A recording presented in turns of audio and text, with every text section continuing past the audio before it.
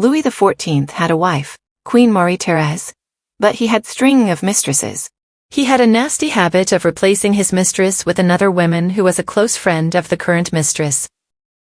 After a brief fling with his sister-in-law, Henriette d'Angleterre, her lady-in-waiting, Louise de la Vallière, replaced her. Louise de la Vallière was then replaced by her friend, Françoise Athénaïs de Rochechouart, Marquise de Montespan. And the woman who would replace Montespan was yet another close friend of Montespan. She was the governess of Montespan's children, whom Montespan herself had invited in to take care of her children with King Louis. This was Françoise d'Aubigné, or Madame Scarron, who would later be known as Madame de Maintenon. How did Françoise d'Aubigné come to replace Montespan? We will find out.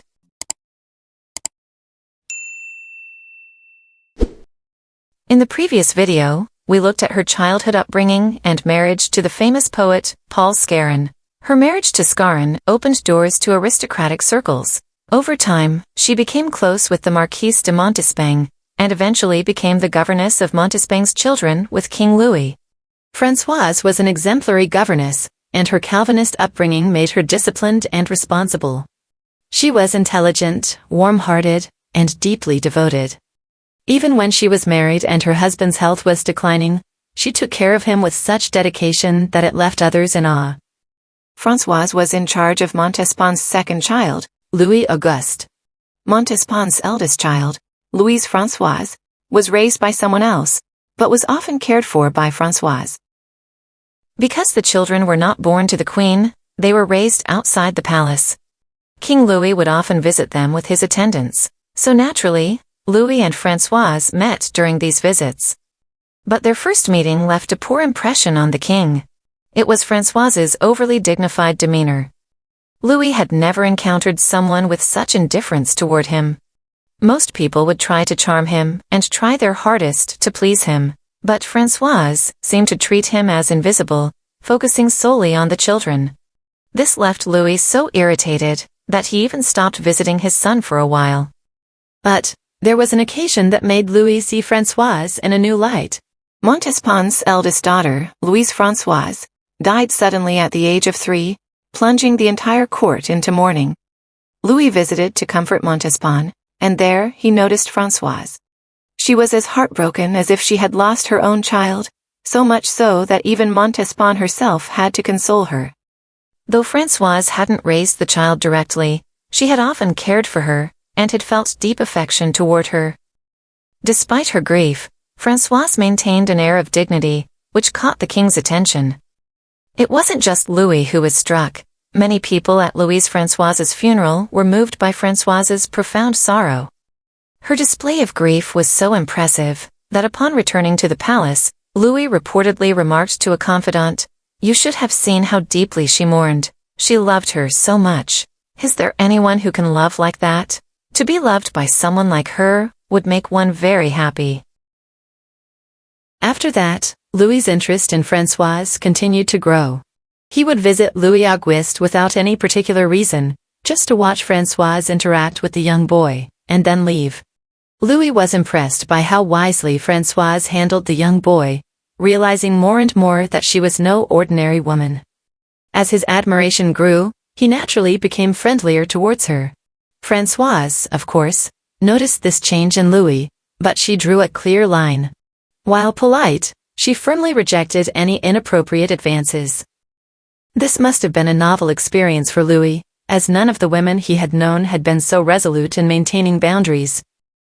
The turning point came in 1673, when the children Montespan had borne for Louis were officially recognized as his legitimate children. A few years earlier, Louis's daughters from Louise de la Vallière had already been legitimized. This recognition was a significant gift to Montespan, who must have been overjoyed. However, this change brought about yet another change that no one had noticed. It was the fact that, now that the children were legitimized and were given appropriate status, they would now live in the palace instead of at a private residence. Françoise, as Louis Auguste's governess, also moved into the palace. She was also promoted to the position of official guardian of all the royal children. This position was a unique one. As the guardian responsible for the royal children's care and education, Françoise had direct access to the king. She could request audiences with the king, and she could speak openly to him, even if what she had to say was unpleasant. It was Louis XIV himself who made the decision to give Françoise this position. At first, Montespan was pleased that Françoise would be responsible for all her children. But then, she soon realized that the situation wasn't so simple. Louis began to frequently summon Françoise under the pretext of discussing the children. During these meetings, Louis got to know Françoise better and found himself increasingly drawn to her. One of Françoise's greatest strengths was her ability as an advisor. Louis found that talking things through with her makes his own thoughts become clearer, no matter how complicated the issue was. Françoise never directly told Louis what to do. She simply listened carefully. Yet her presence helped him resolve problems. As a result, Louis began to consult her not just about the children, but on other matters as well. The time they spent together gradually increased, and they grew closer. At this point, one might suspect that Louis and Françoise had already crossed a line. Emotionally, Louis had already crossed the line long ago. But Françoise maintained her boundaries. She kept their conversations strictly formal, avoiding personal topics whenever they arose. This left Louis frustrated, especially considering the intensity of his growing feelings. And of course, Montespan was not oblivious. She herself became King Louis's mistress by spending time with him in the pretext of being his dinner companion while Louis's then-mistress Louise de la Vallière was pregnant. She knew it was dangerous to have Louis spend too much time alone with an attractive woman.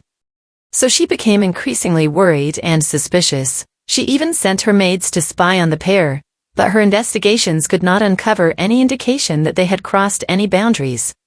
The problem was not Françoise's actions. Rather, it was Louis's growing affection for her, which was probably worse for Montespan. As Montespan's anxieties grew, her attitude toward Françoise became increasingly hostile. She began picking fights over trivial matters.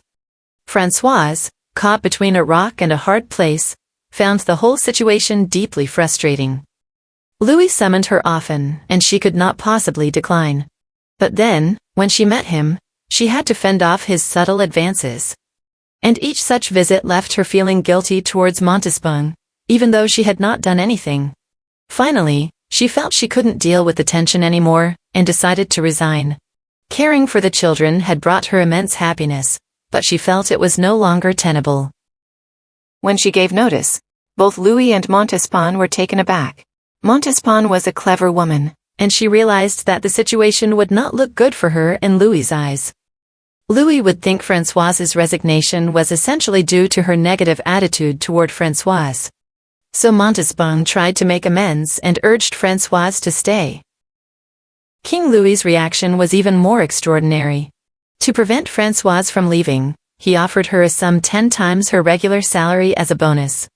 In addition, he gave her control over a highly profitable Caribbean tobacco enterprise soon after. This was an incredibly generous gift that instantly made Françoise wealthy beyond measure. Montespan herself had never received such lavish gifts. With so much wealth at her disposal, Françoise was able to purchase a substantial estate at Maintenon, and Louis promptly gave her the title of Marquise de Maintenon, a name by which she would be known to history. This development, however, reignited Montespan's smoldering jealousy. Although she had managed to momentarily contain her hostility toward Françoise, the elevation of Françoise to the rank of nobility was too much for her. Driven by jealousy, Montespan demanded that Françoise be dismissed as the children's governess, but Louis would not listen. Françoise continued her role, growing ever closer to Louis and further alienating Montespan. Françoise, now firmly established in the palace, began to enjoy an unparalleled level of trust and favor from the king, while Montespan found it increasingly difficult even to visit her own children. As Françoise's influence grew, the tension between her and Montespan became a topic of gossip throughout the court. Then, an explosive scandal rocked France. It was the infamous affair of the poison scandal. Montespan was desperate to regain Louis's love, and had become deeply involved with La Voisin, a fortune-teller and alleged witch. This connection came to light when La Voisin was arrested and her network of poisons and sorcery uncovered. King Louis, known for his ruthless coldness once he had made up his mind, did not expel her immediately, likely out of respect for the children they had together. But starting around 1680, he completely distanced himself from her, and by 1690, when the children were grown, he banished her from court. With Montespan's fall, Françoise de Maintenon took her place as the head of the court. She was now Louis's closest confidant and unofficial consort. Under her influence, the atmosphere at Versailles changed significantly. The once indulgent and lavish lifestyle of endless parties gave way to a more somber and reserved tone. Extravagant entertainments became less frequent, and the previously decadent culture diminished.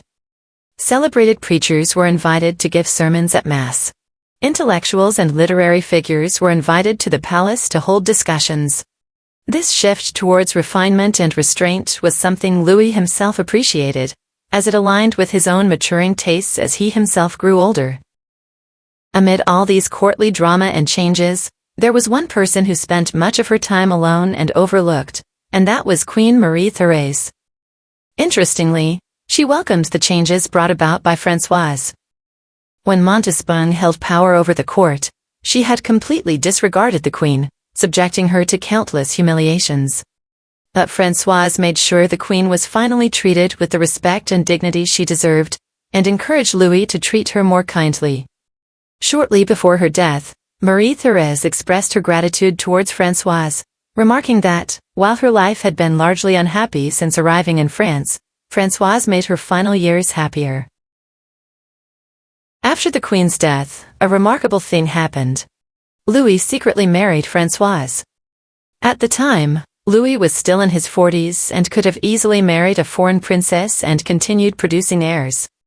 Yet, he chose to marry Françoise.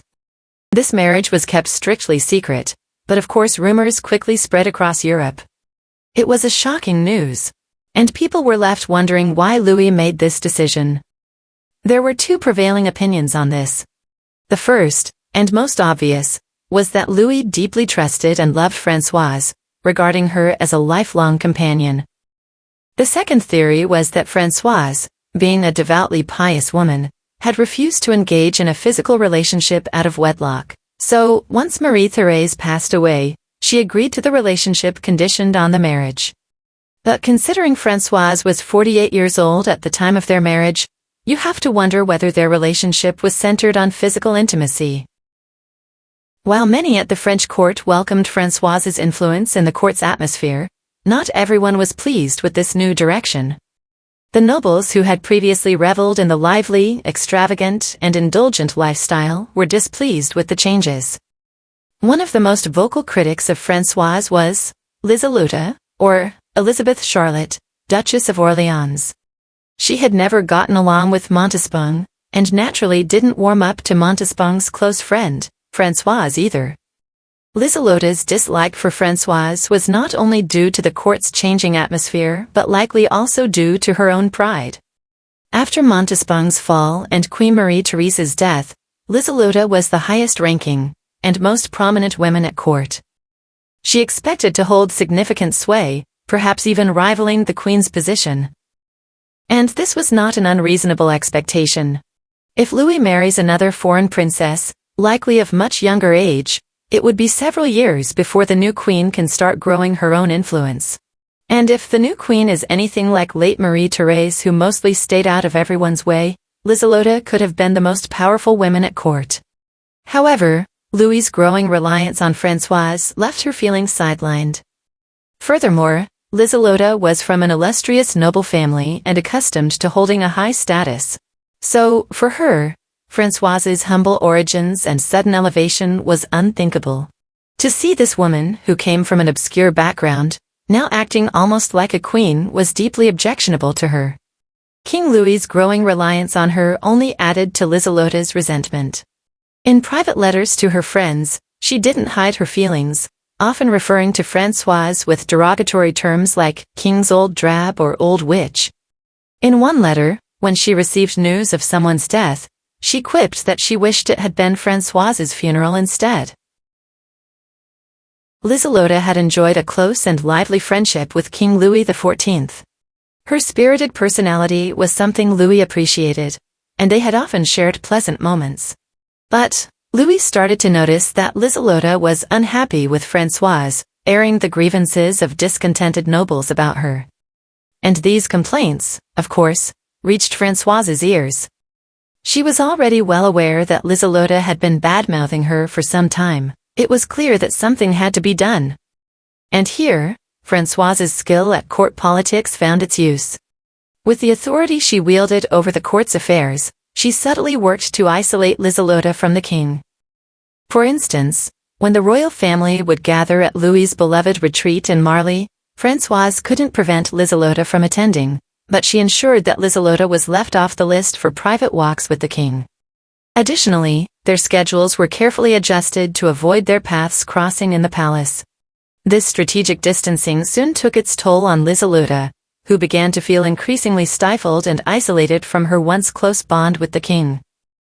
Then, there was a final blow. Françoise knew that Liselotte took great pride in her noble status. One of Liselotte's proudest accomplishments was her eldest son, Philippe, the future Duke of Orléans.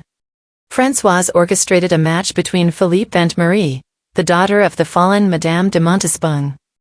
For Liselotte, this was an unbearable insult. She expected her son to marry someone of high status, perhaps a princess from another European country, like herself, or late Henriette. But Marie was out of question. Although she was a legitimized daughter of King Louis, her mother was Montespan, a woman who suffered a scandalous downfall.